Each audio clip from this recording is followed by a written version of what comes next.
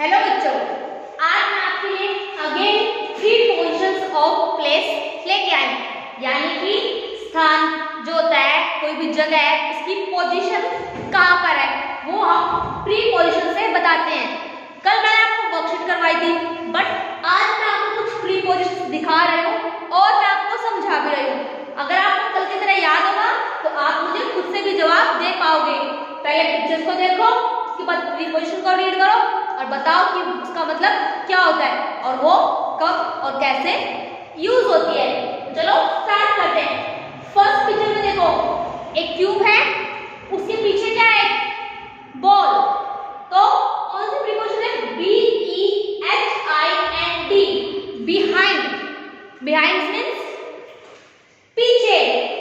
जैसे कि आप देख भी सकते हो कि बॉल कहाँ है, इसके बिल्कुल पीछे ही है, तो इसलिए हमें पता चला कि ये कौन सी प्रीपोजिशन है?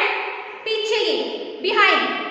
कि जब हम किसी चीज के पीछे हो या कोई भी चीज किसी के पीछे हो तो उसके लिए हम कौन सी प्रीपोजिशन यूज करेंगे? बिहाइंड। नेक्स्ट है क्यूब है, इसके सामने बॉल है और प्रीपोजिशन दी होगी इन फ्रंट ऑफ, कि सामने।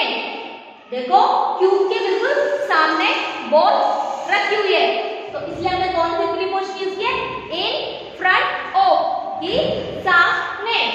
नेक्स्ट है क्यूब, क्यूब से आगे, क्यूब से आगे बॉल रखी हुई है और प्रीपोजिशन है नेक्स्ट टू, यानी कि उससे अगला। नेक्स्ट टू मींस उससे अगला, कि कोई चीज है और उससे आगे हम हैं। नेक्स्ट, अब आपको दो क्यूब दिखेंगी, उनके बीच में बॉल है। लास्ट क्लास में आपको बताया था कि कहां पर थी वो? दो बॉक्स के बीच में कैट थी, याद आपको? Very good. अगर आपको याद है तो बताओ मुझे कौन सी प्रीपोजिशन थी ये? Between, between. Very good. और आप देख भी सकते हो कि दोनों क्यूब के बीच में है बिल्कुल बॉल, तो यानी कि बिटवीन। नेक्स्ट क्यूब है, क्यूब के पास है बॉल। पास है तो क्या होगा? NEAR, near.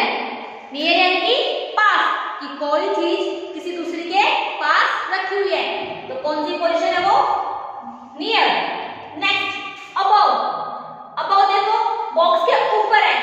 कल मैंने आपको समझाया था अबव, ऑन, दोनों प्रीपोजिशन ऊपर के लिए यूज होती है, पर दोनों में डिफरेंस था। वो क्या था? दोबारा मैं तुमको समझा रही हूँ और आप एक बार देखोगे तो देखो यहाँ पर हमारी ऑन की प्रीपोजिशन भी आई है। तो अब आप इन दोनों को देखकर ध्यान से समझना कि इनके बीच में डिफरेंस क्या होता है।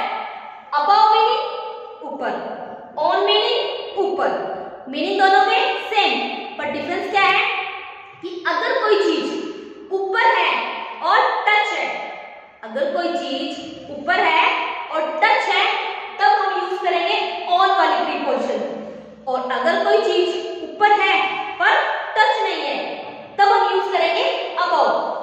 और आप देख सकते हो कि दोनों पिक्चर्स में इसमें क्यूब से बिल्कुल टच है बॉल, इसीलिए कौन सी प्रीपोजिशन है? ऑन। और इसमें क्यूब से ऊपर है, बिल्कुल भी टच नहीं है, इसलिए कौन सी प्रीपोजिशन है? अबव। तो बच्चों आप इसमें कंफ्यूज ना हो, इसलिए बस पिक्चर को ध्यान से देखो कि कहां पर है कि हमें ऑन यूज करना है या अबव। अगर टच है तो ऑन और अगर टच नहीं है तो अबव। नेक्स्ट क्यूब है, क्यूब के नीचे बॉल है, नीचे यानी कि बिलो। इसमें तो आपको कंफ्यूज होने की जरूरत नहीं, क्योंकि नीचे के लिए सिर्फ एक यूज होता है, वो क्या है हमारा? बिलो। नेक्स्ट क्यूब के अंदर है, अंदर के लिए क्या था लास्ट क्लास में? बताओ। इन। Very good. इसका मतलब आपको लास्ट वाली क्लास अच्छे से याद है कि इन बॉक्स के अंदर है, इसलिए हमने कौन सी प्रीपोजिशन यूज की है? इन। और ऑन मैंने आपको पहले ही समझा दिया है, क्योंकि ऑन और अबव बिल्कुल सेम थी। समझने के लिए सिर्फ एक चीज ध्यान रखने की, टच है या टच नहीं है। आई होप आप लोगों को ये क्लास अच्छे से समझ में आई होगी। लास्ट क्लास और इस क्लास को देखकर आप प्रीपोजिशन में अच्छे से लर्न कर सकते हो और अपने फ्रेंड्स को शेयर करो, उन्हें भी समझाओ कि कैसे वो कंफ्यूज ना हो किसी चीज की प्रीपोजिशन को पहचानने के लिए कि कौन सी पोजीशन उसकी है या कौन सी नहीं है। Thank you.